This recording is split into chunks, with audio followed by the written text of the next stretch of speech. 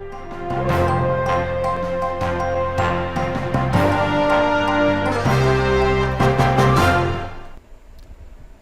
स्वागत है आप सभी का। मैं हूं आपके साथ कुमार कृणाल धीरज और आप देख रहे हैं मुद्दा में आज बात अखिलेश यादव के चौतरफे हमले की। लखनऊ में गुरुवार को कई नेताओं ने समाजवादी पार्टी ज्वाइन की है। पार्टी अध्यक्ष और पूर्व मुख्यमंत्री अखिलेश यादव ने सभी को सदस्यता दिलाई। इस दौरान अखिलेश ने यूपी की भारतीय जनता पार्टी सरकार पर हमला बोला और नए नेताओं का पार्टी में स्वागत किया। अखिलेश यादव ने कहा कि इनके आने से पीडीए परिवार और मजबूत होगा। बाबा साहब, कांशीराम और नेताजी ने हमेशा सामाजिक न्याय के लिए संघर्ष किया और समाजवादी पार्टी भी उसी रास्ते पर चलकर 2027 में पीडीए सरकार बनाएगी।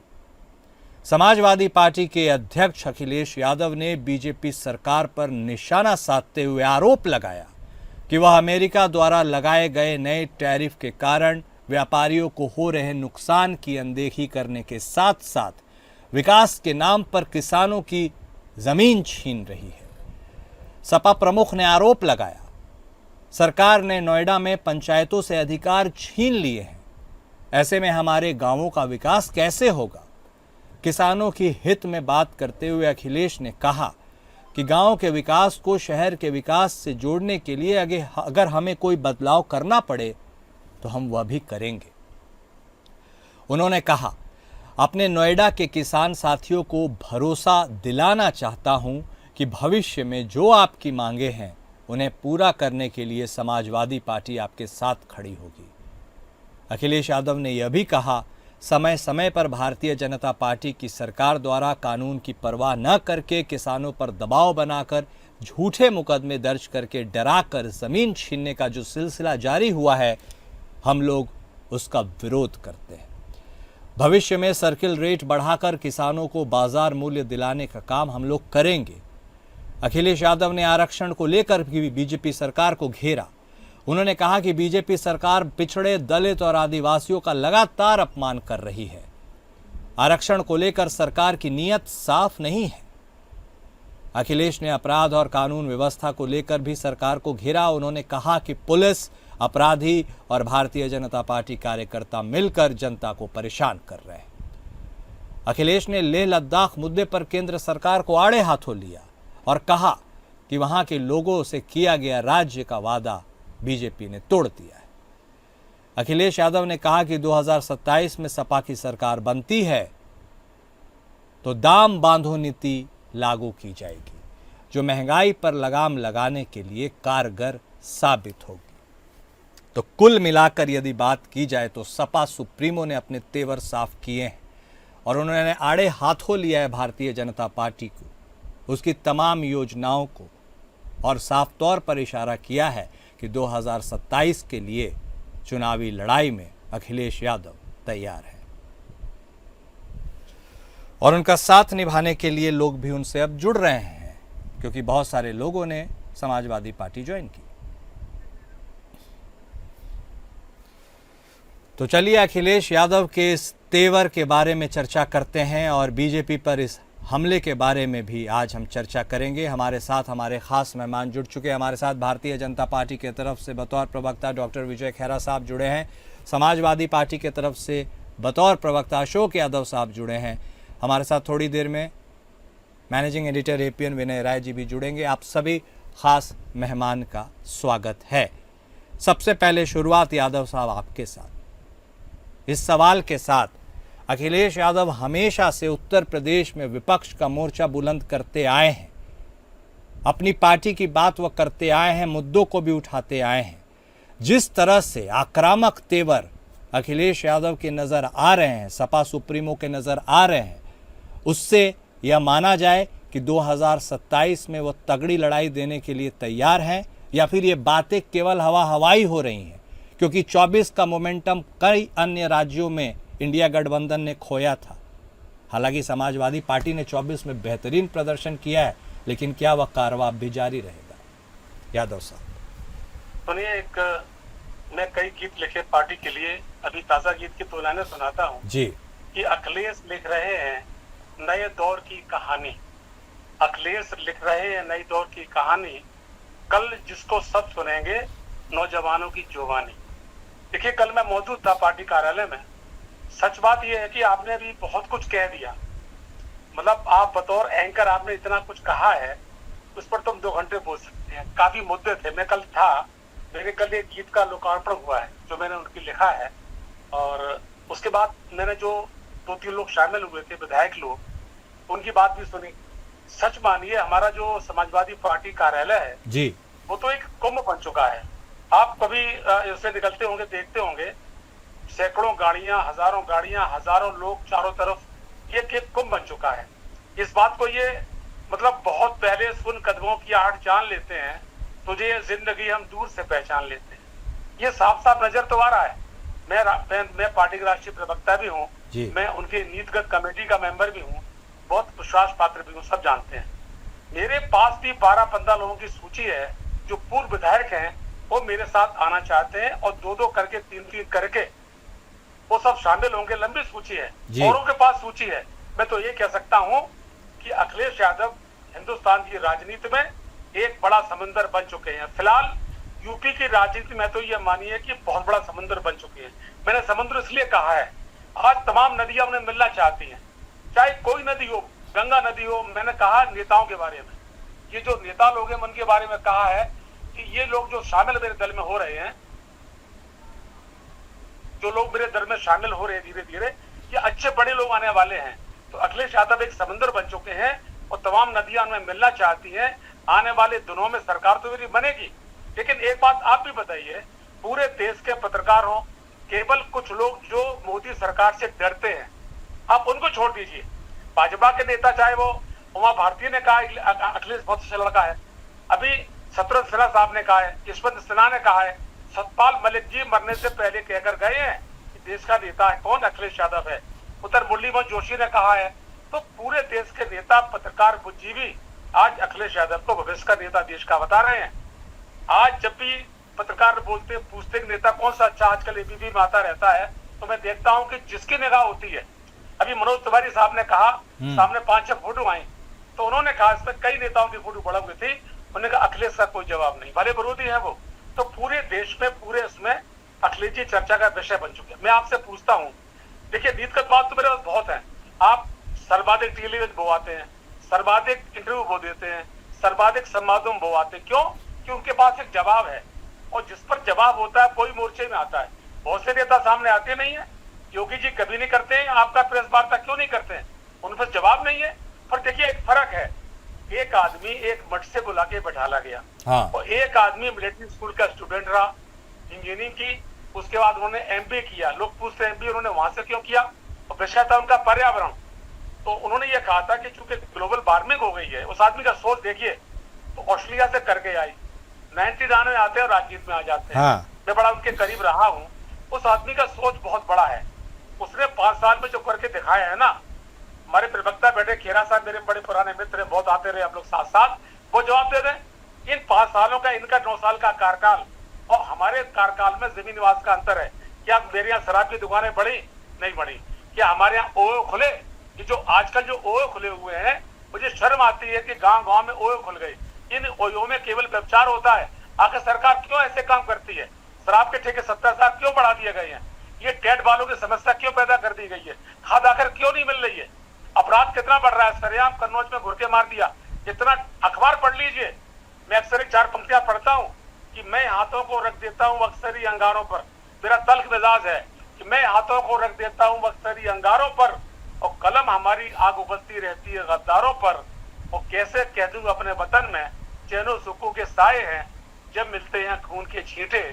रोज मुझे अखबारों पर 51 सेकंड में एक महिला से व्यभिचार होता हमारे देश में। ठीक है, हमारे प्रदेश में। ठीक। तो मैं तो काफी बातें, लेकिन फिलहाल मैं इतना ही कहूंगा। नहीं ठीक है, आपने बातें कही, और इसलिए अगला सवाल मेरा खैरा साहब से ये है। खैरा साहब, across party lines Akhilesh Yadav अपने सेंस ऑफ ह्यूमर के लिए तो जाने जाते ही हैं, लेकिन पॉलिटिकल एक्यूमेन को भी कम नहीं आंका जा सकता, क्योंकि इसकी गवाही 2024 के आम चुनावों ने दे दी है। आपको लगता है 27 में यदि वह सिलसिला चला तो सत्ता डोल सकती है? क्योंकि सत्ता कभी फिक्स तो रहती नहीं है, एंटी इनकम्बेंसी का भी फैक्टर है। आप थोड़ा डर रहे हैं या अभी भी कॉन्फिडेंस से लबरेज है? खैरा साहब, अभी आप 2024 की बात कही, 1 मिनट उसकी बता दूं। उसके बाद बाई इलेक्शन में चौपटा हो गया उनका। एक रूमर, एक अफवाह फैलाने में उस समय उन्होंने बहुत कोशिश की और फैलाई भी कि दलितों का रिजर्वेशन समाप्त हो जाएगा, ओबीसी का रिजर्वेशन समाप्त हो जाएगा अगर सेंटर में है।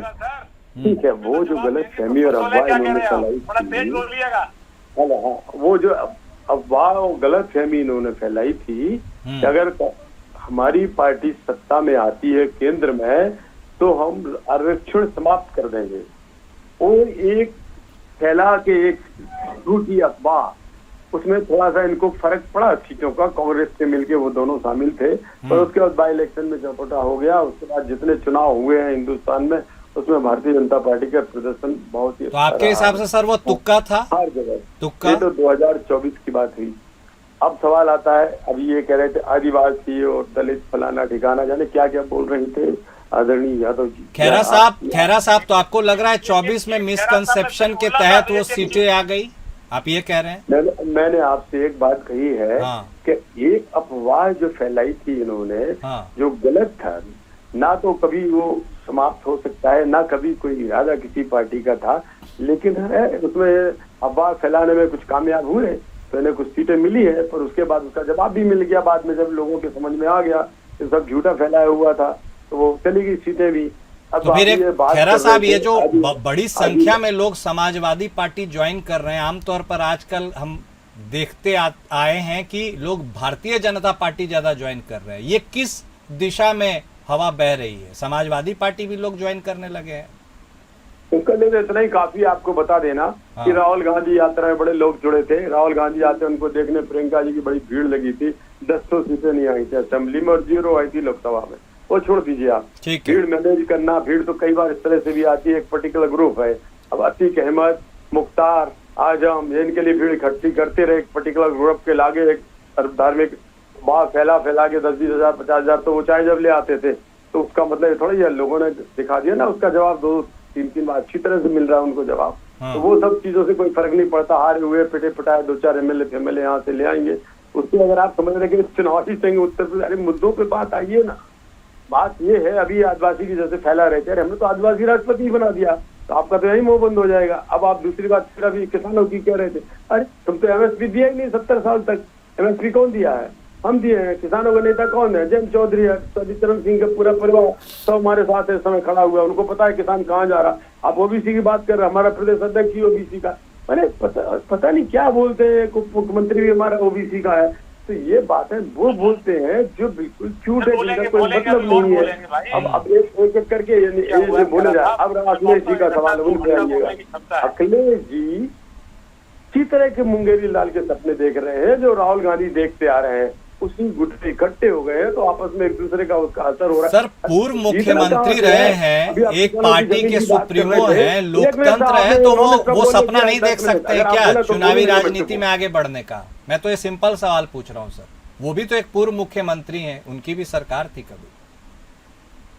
पूर्व मुख्यमंत्री हैं तभी तो चौपट हो गए ना, हार गए ना। अखिलेश भी तो पूर्व मुख्यमंत्री थे, तो क्या हुआ था? पूर्व जीत गया। योगी की आगे चलती नहीं है ना। अभी किसान, इनकी बातों को मुझे पहले जवाब देना है, फिर एंकर साहब आपकी सब बोलिए। अभी ये किसानों की जमीनों की बात कर रहे थे। अरे जमीनें तो समाजवादी पार्टी ने जब्त की है। आईएएस तक की अफसर की तक जमीन इन्होंने जब्त कर ली थी, पकड़ ली थी। बड़ी मुश्किल से सारा छुड़ा पाया था अपनी जमीन, आपको याद है, अतीक अहमद से। और इसी तरह की जमीनें हर जिले में, हर गांव में, हर ब्लॉक में कब्जा करवाते रहे और बिचौलिया रहे। जितनी चीजों में कहीं भी पकड़ हुई, दकड़ हुई, बच्चे उठाए गए स्कूलों, लोग भूल जाएंगे क्या? वो कोई नहीं भूल सकता जो अन्याय हुआ है। और जो अब योगी जी की सरकार का जो काम है वो सामने दिखाई दे रहा है। देखो जरा नोएडा, हवाई अड्डा, रोड, ईस्टर्न वेस्टर्न कॉरिडोर ये बन रहे हैं। कितना पैसा, जिनके जमाने में कभी विदेशी पैसा आता नहीं था, लोग उद्योग लगाने को तैयार नहीं थे। आप नोएडा की छोड़ दीजिए, अकेले झांसी में बीडा की बात की, ऐसा कोई नहीं है पूंजीपति या उद्योगपति जिसने वहां पर नहीं हाथ भरी हो, या ना उस मिशन में जब आए थे तो सब उन्होंने अपना पैसा दिया और जमीनें वहां पर बुक कराई हैं। तो ये सिर्फ योगी का शासन है जिसमें पूरा हिंदुस्तान भरोसा कर रहा है। यहाँ तक कि ऑस्ट्रेलिया का प्रधानमंत्री उसके बारे में बोल रहा था। हाँ। वो बोला कि भाई ये तो बहुत जबरदस्त शासन है, उत्तर प्रदेश सुधर गया है। उनको सारी खबरें लगती है, खुद टीवी पे बोला है कि जो यूपी की हालत पीछे थी इतने सालों में, 50 साल में, 600 साल में कहाँ परिवर्तन कर दिया उन्होंने। लॉ एंड ऑर्डर बिल्कुल इतना बढ़िया चल रहा है, आधी रात को औरतें जा सकती हैं, लड़कियां जा सकती हैं, सुरक्षित इक्के दुक्के केस और केस ये दुनिया में हमेशा, चाहे अफ्रीका हो, सॉरी अमेरिका हो, चाहे इंग्लैंड हो जाते हैं, उसमें कामयाब हो जाते हैं। उसको उठा के ले लेके जब घूमते हैं, अपनी भूल गए, जबकि पुलिस के इंस्पेक्टर को जीप से घसीट के समाजवादी पार्टी मुरादाबाद में लेके चली आई थी। ये भूल गए कि इनके राज में ही सिर्फ दंगे होते हैं, कोई जगह नहीं बची। ठीक है, आप तो याद दिला ही रहे हैं, आप अपने बहुत चीज याद दिलाई है, अब क्या क्या उन्हें याद आया। एक मिनट सर, एक मिनट यादव साहब, बहुत सारे आपके पूर्ववर्ती सरकार के द्वारा शासनकाल में लगाए गए बातों का उल्लेख किया खैरा साहब ने, बहुत आरोप लगाए। कहा जाता है कि उन्हीं आरोपों के चलते, उनके बोझ से दब करके आज आप अभी तक विपक्ष में बैठे हैं। आप इस पूरे परिपाटी को कैसे काउंटर करेंगे और क्या वह पुरानी बातों के सहारे अब आगे का रास्ता बंद रहेगा, ये कैसे खुलेगा? ओवर टू यू यादव साहब। खुलेगा, देखिए कभी कभी ऐसा होता है कि मैंने आपसे तुलना की थी पूरे, अगर हिंदुस्तान में वोट डलवाने किस बात के, अखिलेश जी बेहतर है कि योगी बेहतर है, तो 90-10 का फर्क रहेगा। मैंने उसमें एक शेर पढ़ा था जब सरकार हमारी गई थी कि छल फरेब और झूठ के आगे सच भी हार गया, इसीलिए कौवा हंसों से बाजी मार गया। अखिलेश यादव की छवि एक हंस की तरह से है। बड़े 9 साल शासन कर लिया आपने, धर्म के नाम पर लड़ा के कर लिया। अभी इन्होंने जो जिक्र किया है मुख्तार का, अतीक का, मैं आपसे पूछता हूँ अखिलेश जी कहाँ इनसे मिलते हैं? अखिलेश जी ने कहाँ इनको सहारा दिया है? अखिलेश जी ने कब इन्हें पास बैठाला है? पिछले 9 साल में कोई अपराधी इनके पास अगर अखिलेश जी के पास बैठ रहा हो तो मैं कान पकड़ लूंगा। उस आदमी ने अपराध को अपनी पार्टी से दूर कर दिया है। अगर कोई लोग पहले थे भी, टीपी यादव वगैरह कुछ लोग कहे जाते थे, वो जमाना दूसरा था हर दल में। अच्छा, आज की तारीख में क्या भाजपा में ज्यादा लोग नहीं है? मैं आपको किसके नाम गिना दूं? सरेआम घूमते हैं, 72 केस हैं, 11 इनके जो नेता भाजपा के हैं, लिस्ट है पूरी मेरे पास, 62-65 केस इनके ऊपर हैं, उनको दिखाई नहीं पड़ता है। और इनको केवल हमारा वो टाइम 5 साल का, अखिलेश जी का 5 साल का कार्यकाल बिल गेट्स तारीफ करके गए थे। और मैं आपसे कहता हूं, खेरा जी मेरे सामने बैठ जाएं, एक के नाम वो गुना, एक काम मैं गिनाऊंगा, अखिलेश जी के मैं 100 काम गिना दूंगा, ये मुझे योगी का एक काम गिना दें, बड़ा काम एक गिना दें। अच्छा, इन्होंने भी एक बात कही थी, ये जो समिटें होती हैं, मैं फिर कह रहा हूं, इन समिटों में ये लगता प्रदेश को कि दुनिया के उद्योगपति हमारे उद्योग लगाएंगे, हमारे गरीब बच्चे यही काम करेंगे, लेकिन ऐसा नहीं होता है। पूरब में लोग सब चले जाते हैं, अहमदाबाद, सूरत, बंबई, दिल्ली, कलकत्ता जाके किस तरह रहते हैं हम जानते हैं। गरीब आदमी कैसे रहता है विदेश में जाके, परदेश में। अगर यहाँ उद्योग लग जाए, अडानी कह के गए, अंबानी कह के गए, मोदी कह के गए, एक उद्योग लगा बताइए आप, एक स्टेडियम बना बताइए आप, एक एक्स्ट्रा एम्स बनाइए बताइए आप, एक वेदांता बना आप बताइए, आप बताइए ना कोई चीज हमें, हम एक बात मान लेंगे। भाई हमारे सरकार के काम तो सबको नजर आ रहे हैं, पूरी सूची हमारे पास है, मैं गिना दूंगा, अगली बार बजट में आइए आप। तो कोई तुलना नहीं है अखिलेश जी की और योगी जी की, बस कृपा मोदी जी की हुई। भाजपा निश्चित तौर पर एक बड़ी पार्टी है, उन्होंने इसलिए बना दिया था कि जितना अंकुश ये लगा सकता आदमी। आप बताइए, आप पेंशन की बात ले लीजिए, देखिए आप भी कल नौकरी छोड़कर जाएंगे, अटल बिहारी वाजपेयी के टाइम में ही ये पेंशन बहाली बंद की, पेंशन बहाली खत्म कर दी गई थी, पेंशन बंद कर दी गई। मैं आपसे, चूंकि मैंने जिक्र किया था अभी यार प्रधानमंत्री जी का, मैं आपसे पूछना चाहता हूँ, 60 साल के बाद जो बुजुर्ग होता है उसकी पेंशन सम्मान दिलाती है उसको, उसके बच्चे उसका आदर करते हैं। हमारे तमाम लोग पेंशन पाते हैं, वो घरों में इज्जत पा रहे हैं, लेकिन अब जब आदमी घर जाएगा बिना पेंशन के तो बुढ़ापे में उसकी क्या गति होगी? ये सब अनाचार है। मैंने आपसे फिर कह रहा हूँ, ठीक है, ये जो टेट लागू कर दिया है, मैं तो शिक्षकों से मिलता हूँ, शिक्षक रो रहे हैं। अगर टेट लागू हो गया, ये अनिवार्य कर दिया, तो लाखों घरों में चूल्हे जलना बंद हो जाएंगे। इसका पाप किनको लगेगा? योगी जी को लगेगा। शिक्षा मंत्री घर में रो रहे बैठे हुए। मैं तो गांव में रहता हूँ, गांव के आसपास घूमता हूँ, बेसिकली फील्ड का नेता हूँ मैं, आज आता हूँ आपके इस पे डिबेट पे आता हूँ, मैं राष्ट्रीय प्रवक्ता हूँ।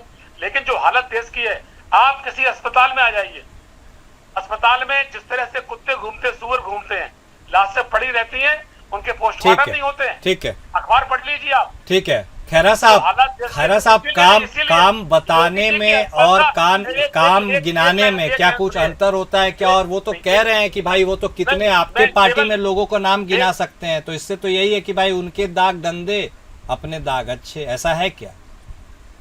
एक मैं गिना दूं आपको, आशीष मिश्रा लड़के ने, जो टैनी मिश्रा का लड़का मंत्री जी का था, उसने भीड़ भी गाड़ी चढ़ा दी थी, 4 लोग मरे, 16 घायल हुए।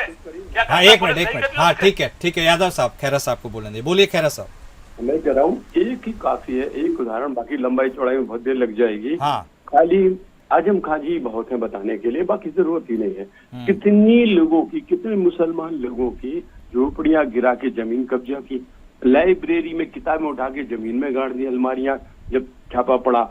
मतलब जो सामने दिख रहा है, पुलिया बंद करके, रोड बंद करके उसमें सारे अपने यूनिवर्सिटी के अंदर जगा दिया। तो इस तरह का पैरेलल शासन चलाना एक जिले में, एक कमिश्नरी में गुंडागर्दी के साथ, आपके सामने नंबर 2 इनके जो पार्टी के थे उदाहरण है। अब धर्म की बातें हमसे करते हैं, गोली तुम चलाते हो राम भक्तों पे, मंदिर का तुम बहिष्कार करते हो, उसको बनने के खिलाफ जाते हो। अगर हिंदू इकट्ठा हो जाता है तो हमें का लिए दोष दे रहे भाई? अत्याचार तुमने किया हिंदुओं पे, अभी भी कर रहे हो।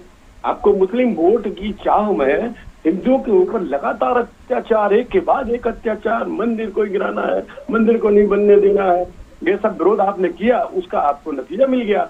दूसरी बात, जो गुंडागर्दी कर दी उसका नतीजा मिल गया। हर जिले में, हर ब्लॉक में ये हालत थी। समाजवादी पार्टी के अध्यक्ष विधायक सरकार चलाते थे, FIR दर्ज करने के लिए थाने आप जाएंगे तो नहीं होगी जब तक कि वहां से क्लियरेंस नहीं मिलेगा समाजवादी पार्टी से। तो वो हालत थी। अब वो हालत जनता नहीं भूली है। उसकी जगह कौन आया? मोटा नहीं आया, उसकी जगह कोई और भी आता अगर, वो भी जीतता अच्छी तरह से। लेकिन अब तो योगी आए हैं, ना जिनको एक पैसे से मतलब, ना जिनको राजनीति का ऊटपटांग काम करने से मतलब, सिवाय एक उत्तर प्रदेश का विकास और लॉ एंड ऑर्डर, 2 काम उनका काम है। तो उनका विकास हमने अभी आपको बताया दिया। बुंदेलखंड जैसी जगह में बीड़ा बन रहा है, मतलब बुंदेलखंड इंडस्ट्रियल डेवलपमेंट अथॉरिटी, उसके लिए जमीनें भी ले ली गई है। जहाँ जिस क्षेत्र में विकास नहीं हुआ 70 साल में, जो पिछड़ गए हैं, यहाँ हमीरपुर हो, बांदा हो, बुंदेलखंड हो, ईस्टर्न यूपी हो, उन सब की खबर पहली बार ली गई है। इसलिए वहां तक घुसने को ही नहीं मिलने वाला है इस बार। गुंडागर्दी चलती नहीं है तो कभी मशीन कहते हैं कि मशीन नहीं हटाओ, बुलेट से करो। अरे पूरी दुनिया मशीन पर, मशीन हटाओ क्योंकि थप्पा मारने को मिल जाए। सवेरे 6 बजे उठे और सारे गुंडे बैठ कर टक टक टक टक अपने जितने गांव है उनमें लगा दें ठक मोहर। क्या दिक्कत है? सुप्रीम कोर्ट चले गए, वहां से भी यही हुआ। तो ये जो गुंडागर्दी से वोट मिलता था वो मिलने वाला नहीं है। पुलिस सतर्क है, प्रशासन सतर्क है। तो इसीलिए मैं कह रहा हूँ कि इन बातों से हमको धर्म पे बांट दिया। अच्छा, दूसरा वो अभी भी हमने कहा था उसका जवाब नहीं मिला। मुलायम सिंह जी के राज में सबसे ज्यादा दंगे हुए, उसके बाद अखिलेश जी के राज में हुए हैं 4-5 दंगे। हमारे राज में तो एक भी नहीं हुआ, नॉट इवन वन। हमें किसी से दोष दे रहा, एक भी दंगा नहीं। किसके साथ हम अत्याचार कर रहे हैं? हमारी गैस बढ़ी, अगर हमारे शौचालय बने, हमारे आवास बने, बराबर मुस्लिम को मिले, कम से कम 20-22%, 18%, कहीं 16%, हर जहाँ भी थे वहां उनको सबको मिला। कोई भेदभाव नहीं रखा हमने, ना तब रखा, ना अब रखा, ना कभी रखेंगे। हमारी लड़ाई सिर्फ उससे है जो बाहर से आएंगे, हमारी जमीन पे कब्जा करेंगे, हमारे देश में रहेंगे, हमारे देश के खिलाफ बोलेंगे। बाकी कोई नहीं। हर मुस्लिम जो यहाँ पैदा हुआ, यहाँ का है, वो हमारे लिए उतना ही है जितना हिंदू है। ये कितना भी फैला ले, कुछ नहीं। ठीक, वक्त इतने की इजाजत देता है। बहुत शुक्रिया आप दोनों खास मेहमान का हमारे साथ जुड़ने के लिए और इस चर्चा में शामिल होने के लिए। आखिर end of the day decide जनता को ही करना है। तारीख भी अब बहुत ज़्यादा दूर नहीं है, 27 में कभी भी चुनाव हो सकता है और ऐसे में जनता को मन बनाना है कि वह भारतीय जनता पार्टी के साथ जाती है या इस बार किसी और को मौका देती है। मुद्दा में आज बस इतना ही। नमस्कार।